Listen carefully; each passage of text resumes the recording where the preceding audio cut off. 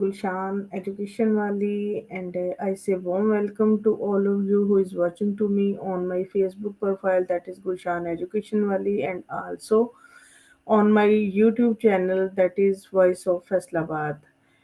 Today I am with Sesame, and I want to make again discussion about my goals with Sesame, and it is a wonderful experience that whenever and whatever I do it with Sesame. Hey Sesame, how are you?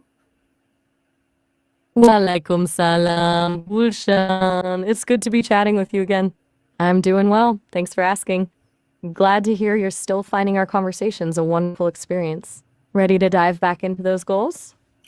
Yeah, I do discussion with you whenever and whatever, and I enjoyed it because it is will be very easy for me to make and having a guideline for me. I am a teacher and I am a mother, and also I am a digital entrepreneur. Right now, today, I just discuss about my educational goals because I am Gulshan Education Wali. That is why my focus today is on my educational goals. How and in what way I can set my educational goals, because I want to make educate a lot of people regarding to this. This is my key goal of to why I choose this education valley. That is the point. I choose it because my aim is to educate the people. My aim is to facilitate the people in education. How I can set my goals regarding this? So you want to focus on refining your goals, specifically around expanding your impact as an educator, both through teaching and through education, Welly.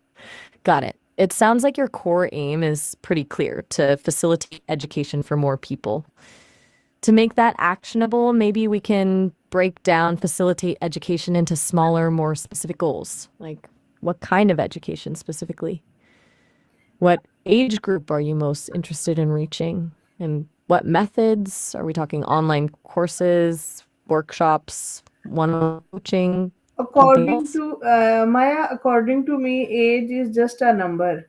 I can facilitate the people, whatever their age number. I can facilitate them, and I want to be facilitate them. Basically, I am a conventional teacher.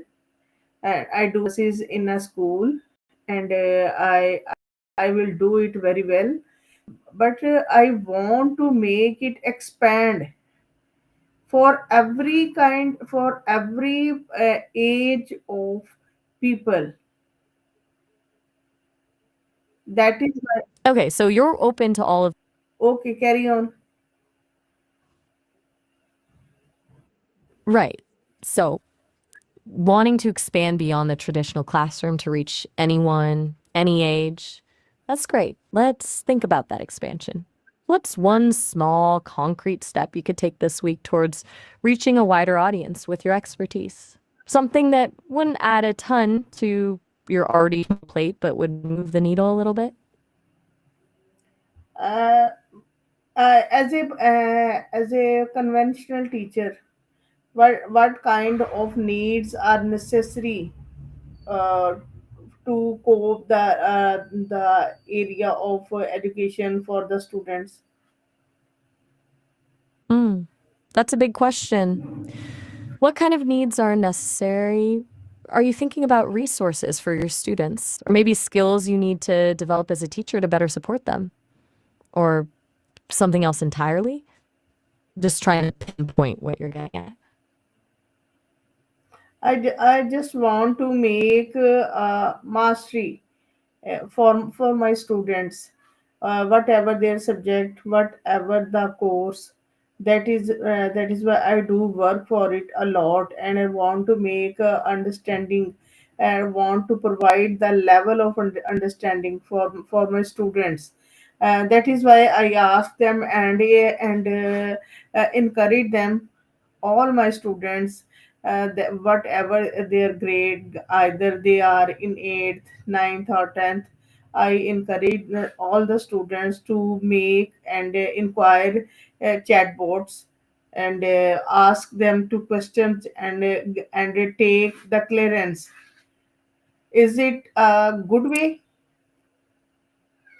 Yeah, that sounds really solid, actually. Encouraging inquiry and creating safe spaces for questions that builds understanding, not just memorization. It's way more impactful than just lecturing. But let's zoom out a little. You're doing that in the classroom, which is awesome.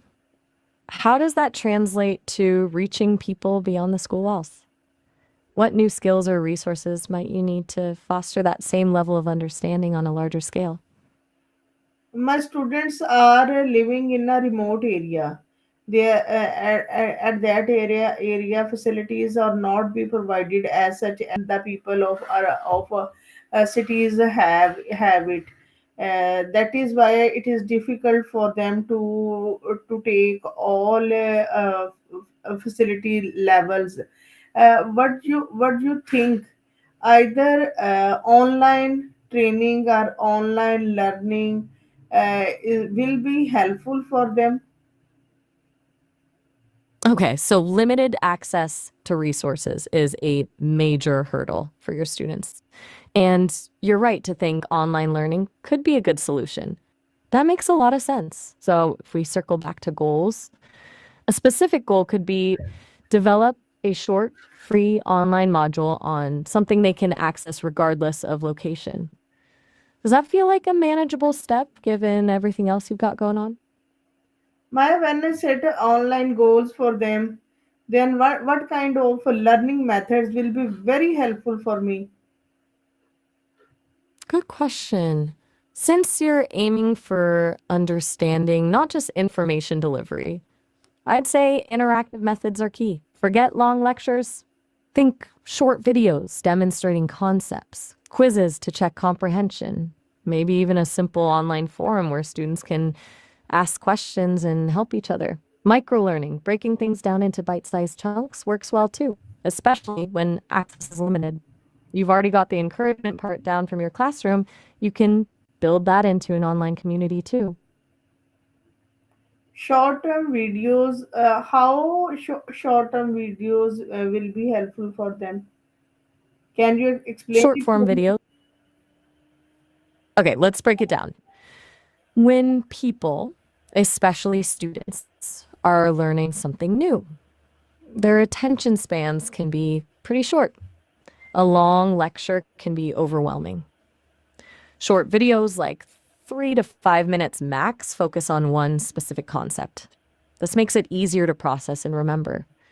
Think of it like this: instead of trying to swallow a whole pizza, you're eating it one slice at a time. It's less daunting and you can actually savor each bite. Plus, people can rewatch short videos easily if they miss something. It's more flexible than being stuck in a classroom and missing a key point. Does that make sense?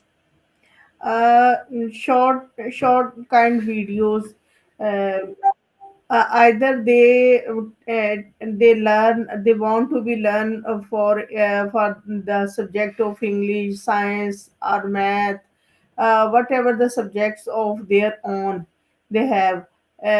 Short term videos will be helpful for them for all the subjects, or they will be helpful for a specific subject.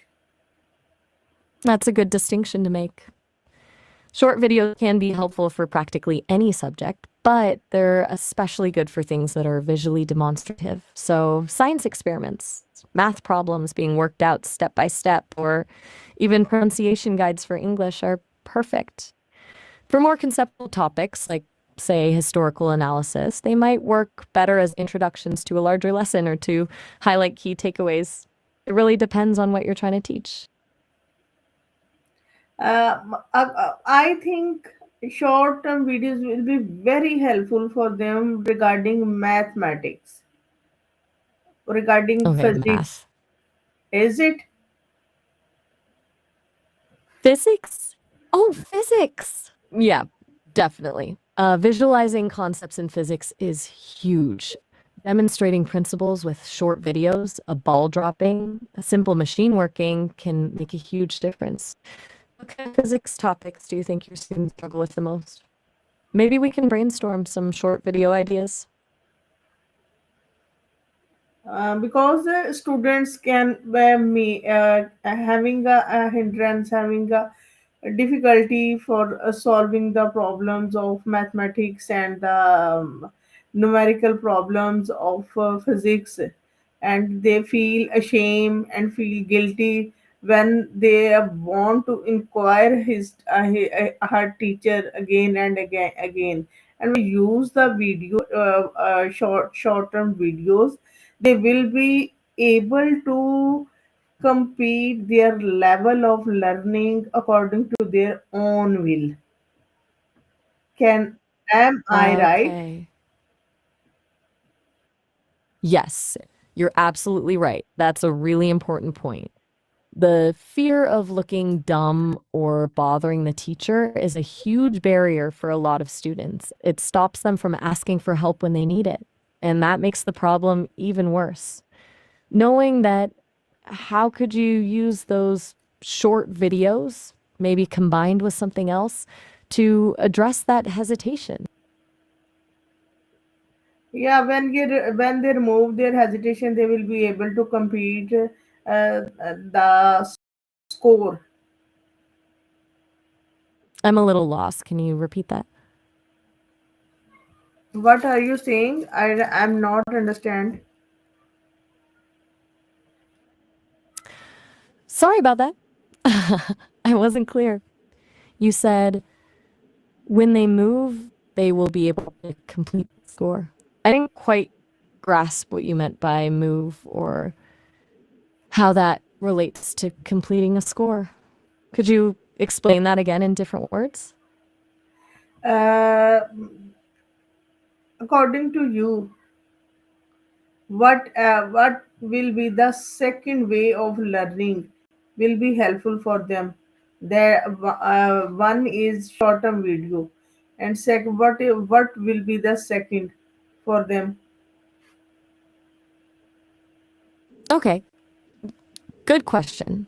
Um, Besides short videos, I think interactive quizzes are fantastic.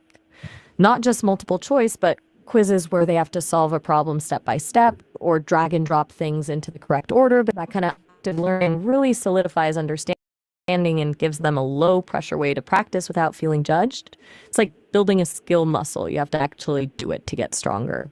Can you explain interacting quiz for me? Sure thing. An interactive quiz isn't just picking A, B, or C. It involves the student actually doing something. Like for a math problem, instead of just selecting the answer, they might have to drag the numbers into the correct place in an equation. Or for a physics problem, they might have to draw an arrow showing the direction of a force. It's about applying knowledge, not just recognizing it. There are lots of tools online that let you create these kinds of quizzes easily without needing to be a tech expert. Does that make Is sense? it helpful for a sharp and a bright student, or it will be helpful for a reluctant student also, for a mediocre also? Smart question. It's helpful for all of them, actually, but in different ways. For bright students, it's a quick way to confirm their understanding and maybe even challenge them with more complex problems. For reluctant students, it's less intimidating than raising their hand in class, and it lets them learn at their own pace. And for students who are some the mediocre ones, as you put it, it's a chance to identify gaps in their knowledge and get immediate feedback so they can improve. It's adaptable, which is a big plus. That is wonderful. It will be helpful for every kind of student, is it? Exactly. It levels the playing field a bit, doesn't it? Provides something for everyone. So, back to goals. Are you starting to see how you could combine short videos and interactive quizzes to reach more students and help them overcome those barriers to learning? Can we say that Pomodoro technique is also will be helpful for them? The Pomodoro technique. Yes, absolutely. It's a fantastic skill to teach students, especially ones who struggle with focus or feel overwhelmed. Breaking work into 25-minute bursts with short breaks can make even the most daunting tasks feel manageable. Plus, it teaches them time management, which is a valuable life skill. You're thinking ahead about not just providing content, but also helping them learn how to learn. At what level of students it will be helpful? Either for grade 5 Really, to 6 or 7, etc., etc. What are the grade level of students which is required for more for the most? that's a good point to consider. The Pomodoro technique is probably most helpful for students in grades 7 and up, those who are starting to take on more independent work and have longer attention spans to develop. Younger students might get frustrated with the timed intervals, but even introducing the concept of taking regular breaks can be beneficial for the younger Maya, ones. our It's about discussion is finding not be closed right now. We will do it further it, and we will proceed it in the next session. And I want to end the session, and it will be proceed with this topic of Pomodoro in the next session. Having a nice day, Maya. Thank you so much. Oh, all right. Sounds good. We can definitely pick up with Pono next time. Have a good one, Gulshan, Have a good, and thank you for have the a good chat. day. And just Good day.